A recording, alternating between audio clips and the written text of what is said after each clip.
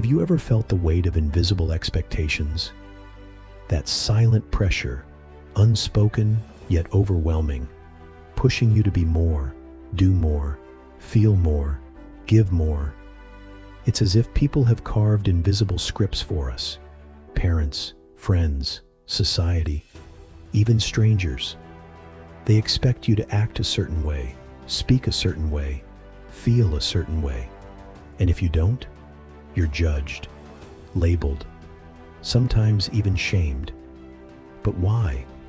Why do people expect so much from you? Why do you feel guilty for not meeting standards you never agreed to? And more curiously, why are we told to always consider other people's feelings, even when they never consider ours? Let's pause, breathe, and unpack this philosophically. At the heart of this lies an ancient tension between the self and the other. From the moment we are born, we are seen, not just physically, but conceptually, projected upon. Jean-Paul Sartre, the French existentialist, spoke of the gaze of the other. He suggested that the mere presence of another person transforms us. We begin to see ourselves as they see us. You trip in public, and suddenly you're not just someone who stumbled. You are the clumsy one. You cry and become too emotional. You succeed, and now you're expected to always succeed. People don't see you as you are. They see you as a role, a function, a story they can understand. So expectations aren't really about you. They're about what you represent in their eyes.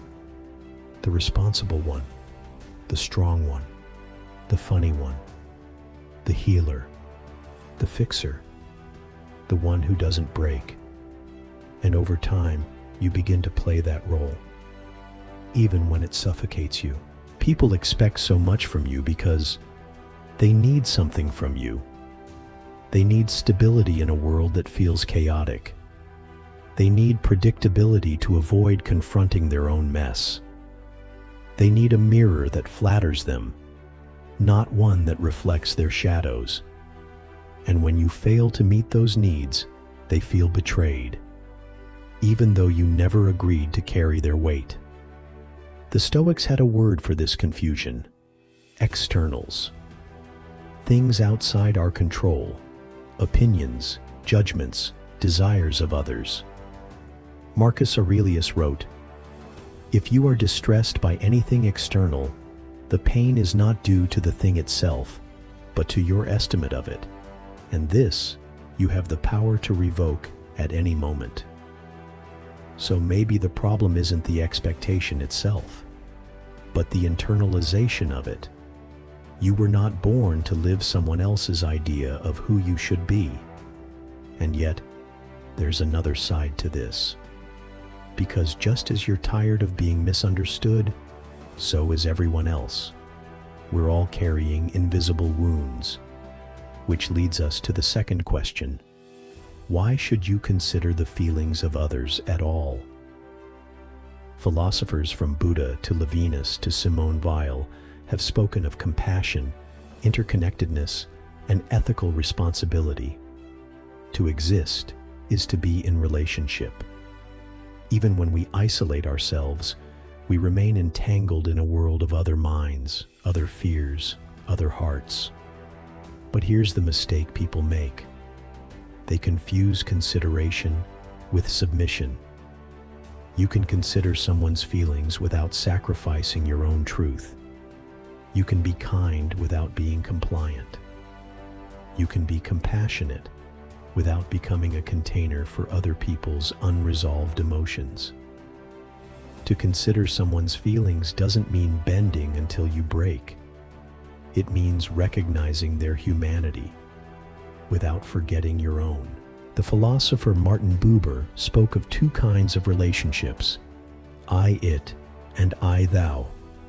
I-it relationships treat others as objects, means to an end, tools for personal comfort. I-thou relationships treat others as sacred beings, worthy of presence, dialogue, and dignity. When people expect too much from you, often they're stuck in I-it mode. You've become a utility, a role, a function. To break free, you must reclaim your I. You are not a machine. You are not a therapist for the world. You are not a perpetual source of light for those who refuse to kindle their own flame. You are a being in becoming, flawed, fluid, alive. So what can you do? How do you move through life with empathy without drowning in other people's needs? It begins with boundaries, not as walls, but as filters. Let in what nourishes, block what depletes. Speak clearly, not harshly. Tell the truth, not for validation, but for liberation. You don't owe people versions of yourself that betray your soul. And perhaps the greatest act of empathy is showing others how to do the same, to model self-respect, to show that love without boundaries becomes self-erasure, and that truth, even when it disappoints others, is the only path to real connection. So why do people expect too much from you? Because they see only part of you. Because they mistake your strength for invincibility. Because they project their needs onto your silence. And why must you consider their feelings? Because they too are trying to survive. Because to be human is to care. But caring doesn't mean collapsing.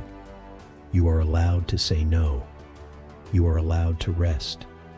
You are allowed to be misunderstood. The philosopher Alan Watts once said, "Trying to define yourself is like trying to bite your own teeth. You don't need to meet every expectation. You don't need to fix everyone's feelings.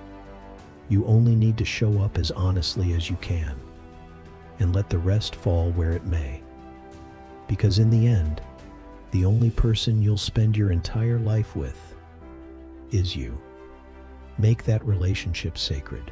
And maybe the most radical act in a world of endless demands is to return to yourself, gently, without guilt. To sit with your own thoughts, not to fix them, but to listen. To look at your reflection, not for flaws, but for fragments of someone worth protecting.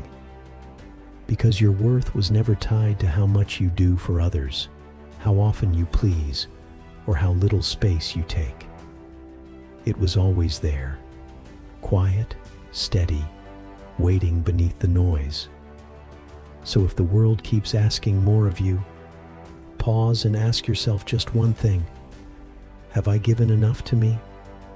If this made you pause, if you're drawn to deeper truths and quiet strength, then you're in the right place. Like, subscribe, and keep exploring with us. See you in the next one.